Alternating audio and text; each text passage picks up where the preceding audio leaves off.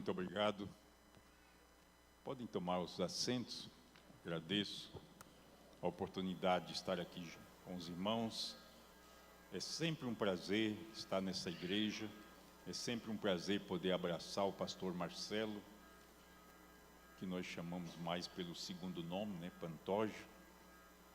E porque, mesmo que a gente não quisesse gostar dele, não tinha como não gostar, né? Ele conquista o amor nos nossos corações. Eu tenho certeza que Jesus nos ensinou uma coisa tão grande, que é produzir. Ele nos amou, e o amor de Jesus por nós gerou em nós o amor por Ele. E isso acontece também quando nós amamos as pessoas, acabamos produzindo amor delas por nós.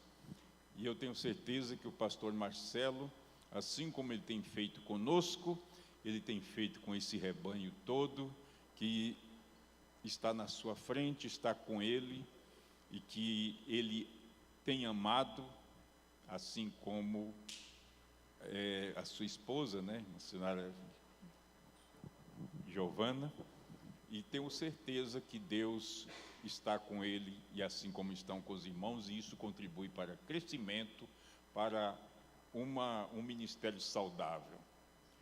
Irmãos, eu gosto desse Salmo 90, Salmo de Moisés, especialmente desse versículo 12, que diz o seguinte: ensina-nos a contar os nossos dias de tal maneira que alcancemos coração sábio. Ensina-nos a contar os nossos dias de tal maneira que alcancemos coração sábio. Houve um tempo em que não se contava os anos. Quando Deus criou o homem, a mulher, ali naquele jardim, naquele lugar, naquele paraíso, lugar bom, onde a comunhão com Deus era plena, não havia intermediário, não havia embaraço, não havia nenhuma linha de separação, e por isso nós podemos chamar de comunhão plena. Naquele tempo, a vida, não se falava em morte, mas somente na vida, não se comentava, morte não era algo que fazia parte da linguagem daquele tempo. Portanto, não havia também necessidade de se contar o tempo de vida, não precisava. Os imortais não fazem aniversário, mas esse tempo que nós não sabemos quanto foi e quantos anos, a Bíblia não diz quanto tempo Adão e Eva permaneceram no Éden até a queda. Pode ter sido anos, décadas, centenas ou até milhares de anos. Pode ser, não diz. Mas esse tempo de alegria, esse tempo de gozo, esse tempo de comunhão plena com Deus, esse tempo em que o homem e a mulher não envelheceram, acabou. Chegou um momento que ele acabou. A partir da queda, o homem começou a definhar. Aí entrou num processo de morte. Na verdade, espiritualmente, ele morreu no mesmo dia que ele pecou.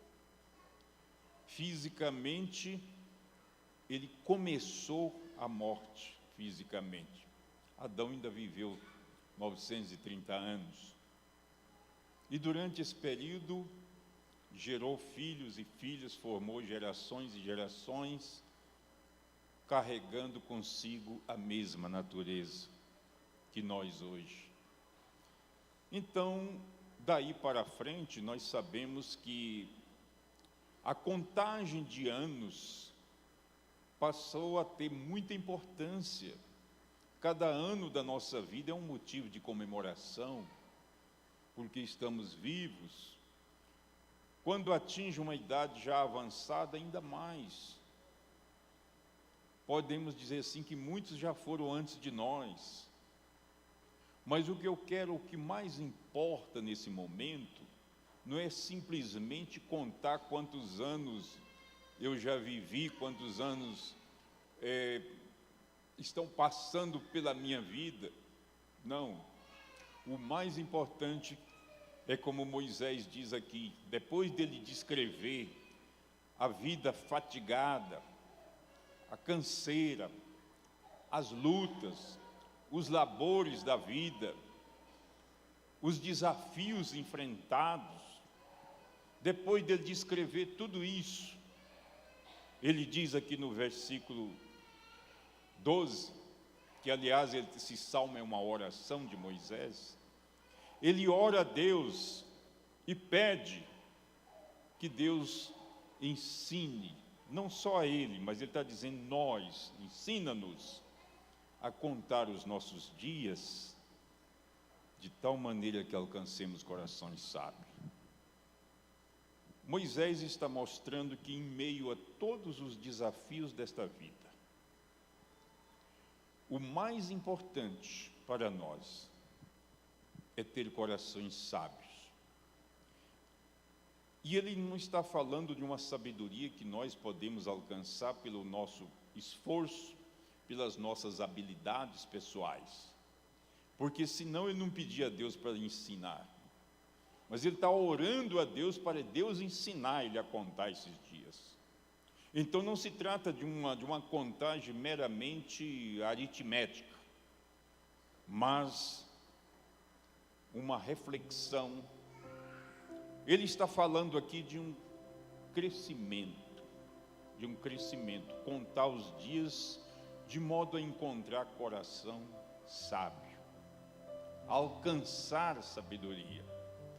Por que sabedoria? Porque com a sabedoria nós sabemos administrar a nossa vida no decorrer do tempo. Com a sabedoria nós sabemos aproveitar os poucos bons momentos que a vida oferece. É bem verdade que Moisés aqui está falando, ele está colocando o homem diante de Deus do ponto de vista natural.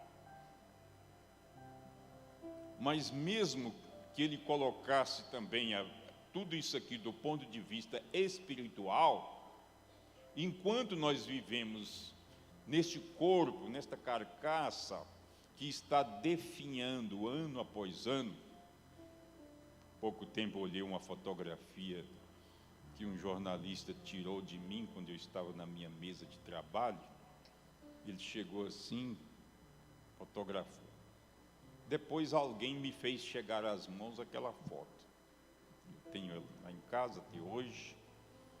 E eu olhei assim, mas como eu estou amarrotado em relação a essa época? Por que eu não posso voltar aí pelo menos uns 30 anos para ser o que eu era antes? Mas não tem jeito, né? Não tem como. Mas nós temos um grande consolo. É que nós podemos administrar com sabedoria, e não a sabedoria apenas que nós adquirimos nos livros, nas pesquisas, mas também nas experiências e também aquela sabedoria que vem do alto, aquela que nós aprendemos com o Senhor, aquela que o Senhor nos ensinou, aquela sabedoria que Moisés pede a Deus aqui. Ensina-nos a contar os nossos dias, para que eu possa saber que cada dia eu tenho um problema, mas eu também tenho a solução. Cada dia eu tenho um desafio, mas eu tenho quem está comigo para superar o desafio e ganhar uma experiência e me tornar mais forte para o dia seguinte e mais preparado. E eu acredito que o pastor Pantoja, hoje, eles têm muito mais sabedoria, ele sabe muito mais administrar o seu tempo do que quando ele assumiu essa igreja aqui, porque ele tem crescido. E mesmo que ele não tiver, que ele não houver em momento algum pedido a Deus que eu ensine a contar os seus dias de modo a alcançar coração sábio, isso é uma consequência natural dele conseguir esse coração sábio, porque ele serve ao Deus da sabedoria. Ele tem o Espírito de Deus, assim como nós. E o Espírito que Deus deu para ele como pastor é o espírito de pastorear, é o espírito de compreender as pessoas, é o espírito de acolher as pessoas, é o espírito que Deus nos dá para ter uma resposta para cada situação que nós, como pastor, enfrentamos no dia a dia. É o espírito que nos dá força no momento em que podíamos estar desfalecido. É o Espírito que nos leva às vezes a pregar de manhã, pregar de tarde, e à noite, quando estamos exaustos, na hora que nos dá a palavra, nós recebemos energia para continuar pregando, ensinando, fazendo alguma coisa a mais. É a coragem, é o Espírito que nos leva a enfrentar, a dormir em lugar insalubre, a beber água barrenta nos interiores, porque não temos outra opção. É o Espírito que nos leva às vezes a enfrentar as dificuldades de evangelizar em lugares onde não há nenhum tipo de conforto. Quando tivemos a oportunidade de lá no interior de uma fazenda na Bahia realizar um batismo, depois de ter evangelizado aquela manhã toda e algumas pessoas que aceitaram Jesus, uma daquelas irmãs pedia: pastor, eu quero me batizar. O batismo era à tarde, ela aceitou Jesus de manhã. A gente acostumado naquela formalidade de um preparozinho, né? Tem um momento, um pouquinho de teologia na cabeça, um conhecimento de Deus. Irmãs, a senhora recebeu hoje, a senhora quer mesmo batizar? Quero batizar, pastor. E eu fiquei ali indeciso, depois, dá uma capa para essa irmã, ela vai entrar aqui para batizar. Deus falou no meu coração que não podia deixar aquela irmã sem satisfazer aquela vontade. E nós entramos naquela água, e no meio daquele riacho havia lama que atolava os pés, mas o lugar mais fundo que tinha mal dava para introduzir o corpo da pessoa, mesmo que sujasse aquela capa de barro, mas era um batismo nas águas que nós estávamos realizando. E aquela senhora foi a primeira da fila, fez uma fila de pessoas. Havia um sol causticante, era 2 horas da tarde, no calor baiano. A gente estava debaixo de um sol tão forte, e de repente, quando aquela irmã chegou às minhas mãos e que fez aquela confissão de Jesus, e que eu fui levando aquela irmã para introduzir na água, ela recebeu o batismo com o Espírito Santo. E quando ela transbordou em línguas, aquele ambiente de sol causticante se tornou mais ou menos como está aqui. Ficou aquela atmosfera fresquinha, agradável. Vê o que Deus pode fazer com qualquer ambiente. E ali naquele momento, terminado aquele dia, a gente estava faminto e não tinha dinheiro, mas não tinha onde comprar nada para comer. E de repente apareceu um irmão que me convidou para a casa dele, nós fomos lá e tinha um pouquinho de quissuque, aquele quissuquezinho de pó, na água de lá, que era barrenta. E então o suco fez com que a cor da água, que já era avermelhada, ficasse ainda mais vermelha, e nós tomamos aquele suco e achamos tão gostoso, e satisfez toda a nossa necessidade. Ela tinha feito lá também um bolo de polvilho, que estava uma maravilha de gostoso lá, né? Se fosse aqui, talvez eu não aceitaria.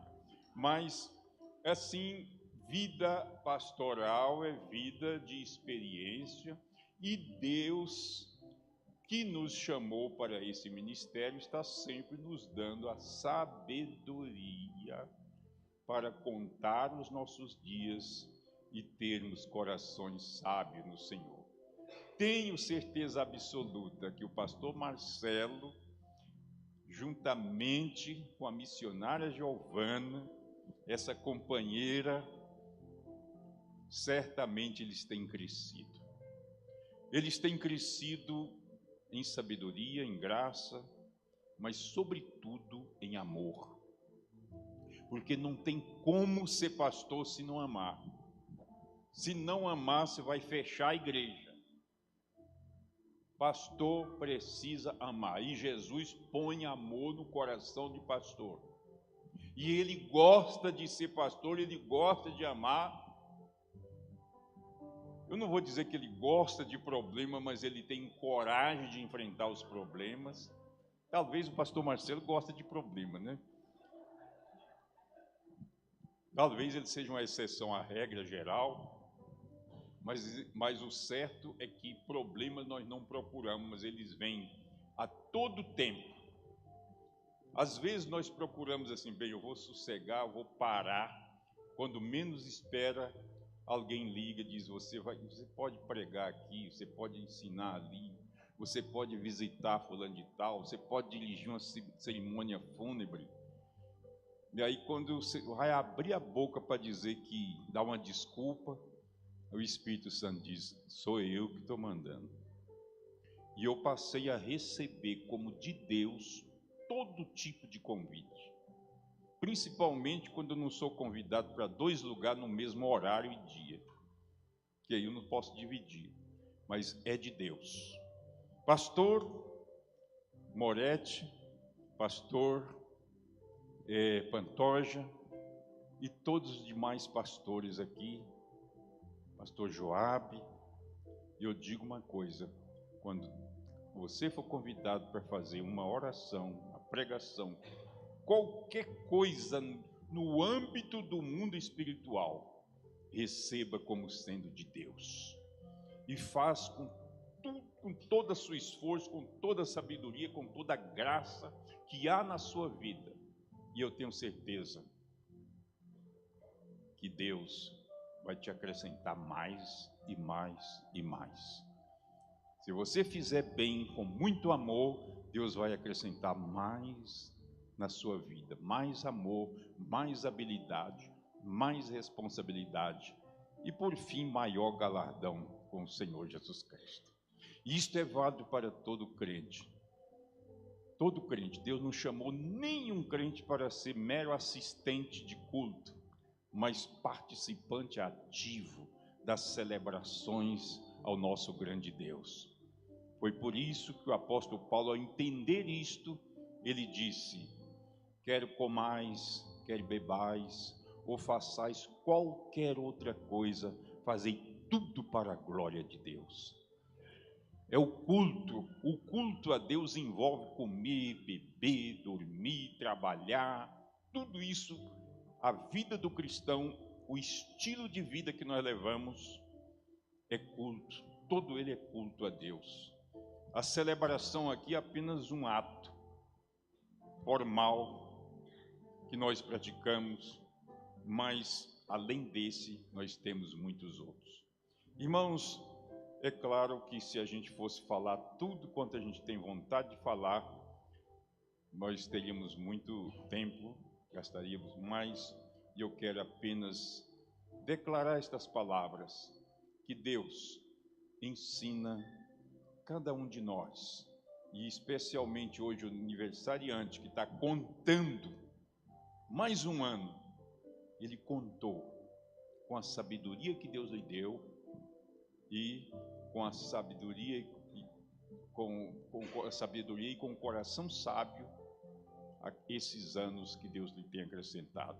E o nosso desejo, a nossa oração é que o Senhor lhe acrescente ainda muitos anos com grande qualidade de vida pessoal, familiar e também vida pastoral. Deus abençoe, pastor Marcelo, e o nosso abraço de coração.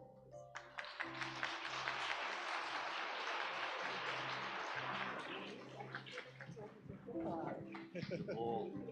Esse envelope aqui é pessoal. Ah, tá bom.